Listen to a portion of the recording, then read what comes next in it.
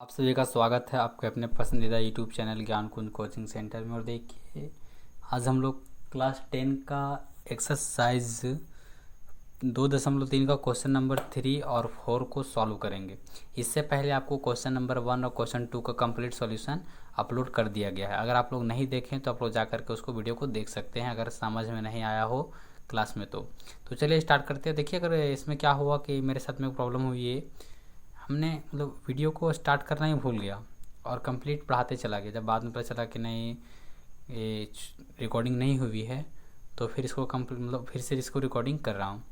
तो ध्यान दीजिए यहाँ पर क्या कि मेरे सामने px दिया हुआ है 3x⁴ plus 6x³ minus 2x² minus 10x minus 5 के अन्य सभी शून्यक ज्ञात कीजिए यदि इसके दो शून्यक √5 √5 अपॉन 3 और माइनस √5/3 है। तो दिया हुआ है तो हम लोग पहले शून्यक लिख लेंगे। दिया है शून्यक, जो दिया है शून्य को लिख लेना है। तो पहले हम लोग शून्य को लिख लिए।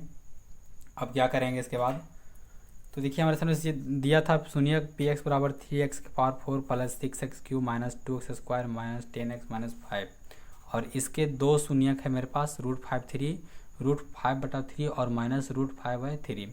अब शून्यक जब दो दिया है तो हम लोग ध्यान दीजिए, जब आप लोग दो पॉइंट क्या बोल रहे, जब 2 पॉइंट आप 2 बनाते थे ना, तो वहाँ पर भी शून्य निकलता था। तो शून्य का कुछ इस तरह से निकलता था कि जैसे अगर मान लीजिए, अगर आप एक मिनट एग्जाम्पल के साथ आपको बताना चाहते हैं हम, अगर इस तरह से मान लीजिए x के पावर, अगर ये है मेरा x² माइनस 25 दिया हुआ है बराबर 0। अगर इसका शून्य निकालना है तो क्या करते थे, x² ऐसे 25 लिखते थे, अब x बराबर प्लस माइनस 5 लिखते थे, यही लिखते थे। और क्या करते थे, x बराबर एक बार ऐसे लेते थे और एक बार माइनस में 5 लेते थे, एक करते थे। और क्या करते थे, ज़्यादा मान लीजिए और कोई क्वेश्चन अगर सॉल्व करना हो, पहला तरीका ये हुआ। उसके बाद देखिए आपको बता रहे हैं दूसरा तरीका क्या था। तो x² माइनस 25 बराबर 0 है। हम लोग इसको ऐसे लिख सकते हैं x² माइनस 5 का स्क्वायर बराबर 0। तो यहाँ हो जाएगा एक बार x प्लस 5 और एक बार हो जाएगा x माइनस 5 बराबर 0। फिर क्या करते थे, दोनों को अलग अलग लेते थे। क्या करते थे, दोनों को अलग अलग लेते थे, x माइनस 5 बराबर 0। फिर यहाँ से हम लोग x बराबर 5 एक निकालते थे माइनस 5 और x बराबर 5, इस तरह से हम लोग दो ऐसे निकालते थे। तो सेम काम हम लोग यहाँ पर क्या कर रहे हैं, देखिएगा सेम कर रहे हैं, वही कंडीशन सेम कर रहे हैं कि हम लोग क्या मान रहे हैं, उल्टा चल रहे हैं। यहाँ से हम लोग क्या चलेंगे, उल्टा चलेंगे कि मेरे सामने x बराबर 2 दिया हुआ है, एक दिया हुआ √5/3, एक दिया माइनस का √5/3। तो सेम अगर एक मेरे पास ये दिया हुआ है, एक ये दिया हुआ है, तो हम लोग इसको x मान लेंगे। उसके बाद देखिए यहाँ पर ये प्लस में है और यहाँ पर ये माइनस में है, तो इसको जब चेंज करेंगे तो ये हो गया प्लस था तो हो गया माइनस में हो गया। ध्यान दीजिएगा, ये प्लस में था तो ये माइनस में आ गया, उसके बाद प्लस में था तो ये माइनस में अंदर आ गया और ये माइनस में। सेम काम किए, ये दोनों को बराबर करके 0 ले लिए, यानी समीकरण बनाने का प्रयास कर रहे हैं यहाँ पर हम। तो a माइनस बी और a प्लस बी फार्मूला होता है a² माइनस b², तो वही हो गया x² माइनस 5/3 बराबर 0। अब इसको हम लोग सॉल्व इधर किए हुए हैं, नीचे 1 मान लिए, एलसीएम लेकर के हम लोग इसको जब सॉल्व किए समीकरण को, तो मुझे प्राप्त हुआ 3x² माइनस 5 बराबर 0। इसका मतलब ये हुआ कि जो 3x² माइनस 5 है वो क्या है, px का एक गुणनखंड है। तो जो हमको ये मिला है, इसी से हम लोग आगे सॉल्व करने का प्रयास करेंगे। क्या करें, पहले इसको हम लोग भागा देंगे। 3x², यहाँ 3x⁴ है, तो मतलब x² का कमी है, तो एक कंप्लीट x² एक कंप्लीट gx के साथ में गुना हो जाएगा, तो ये हो जाएगा 3x⁴ और plus minus minus 5x²। Plus है तो माइनस है तो प्लस, और यहाँ प्लस है तो माइनस, एक कंप्लीट कट जाएगा, यहाँ पर बच जाएगा 6x³ और यहाँ बच जाएगा प्लस में 3x² माइनस का 10x और यहाँ पर प्लस में 5। 3x² है, यहाँ पर 6x³ है। 3x² को 6x³ से जब इक्वल करेंगे, बराबर करने का प्रयास करेंगे, तो यहाँ मेरे पास केवल कमी किसका है, तो 2x का कमी है। तो यही 2x इसके साथ में गुना होगा तो हो जाएगा 6x³ plus minus minus 10x, minus है तो प्लस और प्लस है तो माइनस, एक कट गया एक कट गया, बचा 3x² और बच गया हम मेरे पास प्लस में 5। सॉरी यहाँ पर गलती लिखी, ये प्लस में 5 नहीं माइनस में 5 है, क्वेश्चन में माइनस में 5 है, तो यहाँ भी आ जाएगा ये माइनस में 5 और यहाँ भी ये हो जाएगा माइनस में 5।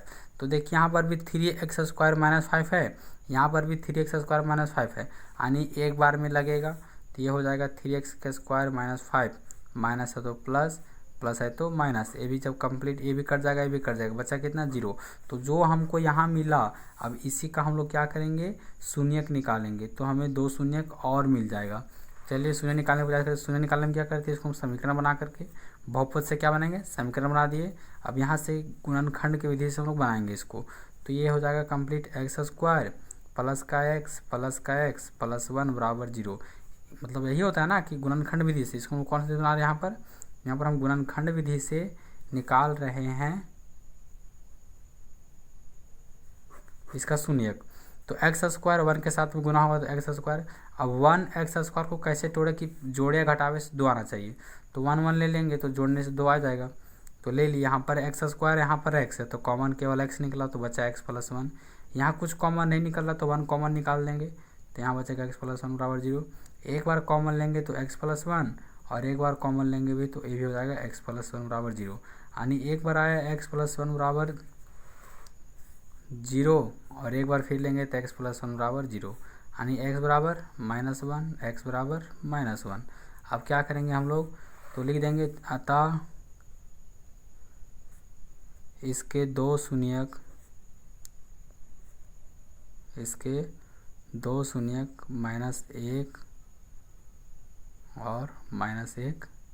सभी का स्वागत है फिर एक नई वीडियो में, जिसमें हम लोग सीखेंगे क्लास 10 प्रश्नावली 2.3 का क्वेश्चन नंबर 4 का कंप्लीट सॉल्यूशन इसमें देखेंगे हम लोग।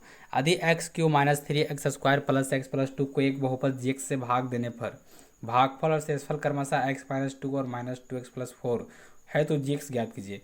कहने का मतलब है कि इसको दिया गया है g से भागा, तो हमको भागफल मिला है वो मिला है x - 2 और जो शेषफल मिला है वो है -2x प्लस 4। तो पूछ रहा है कि g ज्ञात करो, मतलब कि भागा किससे दिया है वो निकालना है। तो सबसे पहले आप देखिए हम निकालने का तरीका क्या है। तो देखिए कुछ नहीं, इसका जो फार्मूला होता है कंप्लीट कि भाज्य बराबर भाजक गुना भागफल प्लस शेषफल। अब आपको इतना सारा ऊपर में दिया है, अब इसमें आपको समझ में नहीं आ रहा होगा कि कौन भाज्य है कौन भाजक है कौन भागफल और कौन शेषफल है।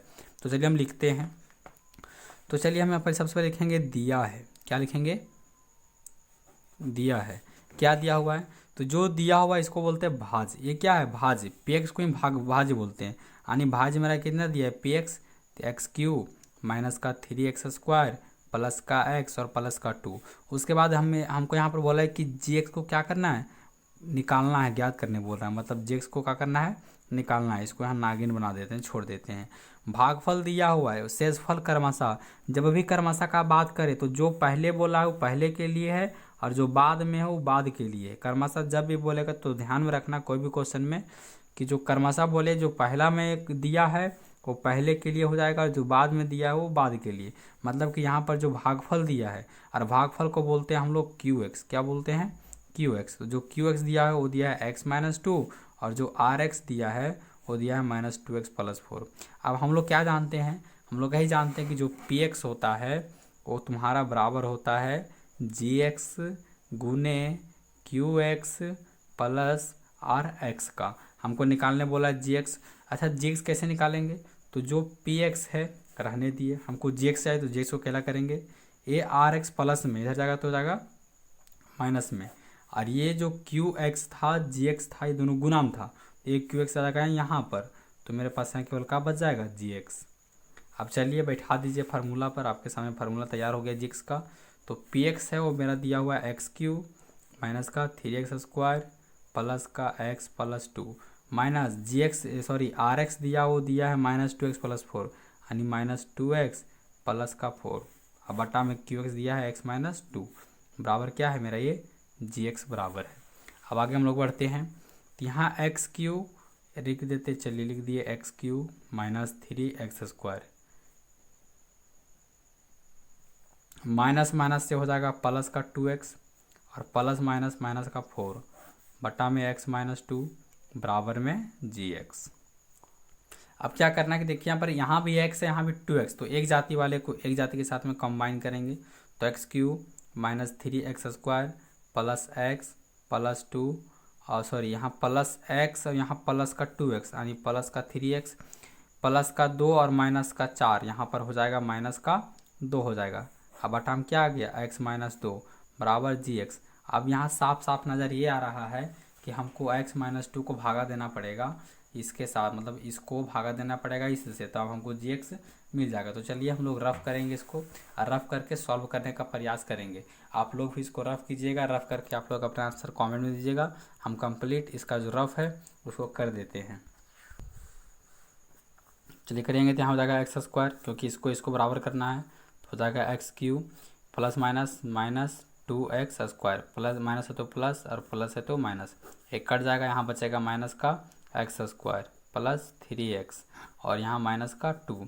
चलिए यहाँ है x, यहाँ है माइनस का x square, plus minus minus, यहाँ x यहाँ पर एक्स स्क्वायर है तो कितना बचेगा, यहाँ पर x बचेगा, यानी x ये कितना हो गया माइनस का x square minus x minus 2, यानी माइनस माइनस प्लस का 2x, प्लस है तो माइनस करो, माइनस है तो प्लस करो, ये भी पूरा कट जाएगा, ये बचेगा x माइनस 2, यहाँ पर भी x माइनस 2, यहाँ पर भी x माइनस 2, मतलब सीधा सीधा है कि यहाँ 1 से केवल गुना होगा, तो x माइनस 2 आ जाएगा, माइनस है तो प्लस और प्लस है तो माइनस, ये भी कंप्लीट कट गया।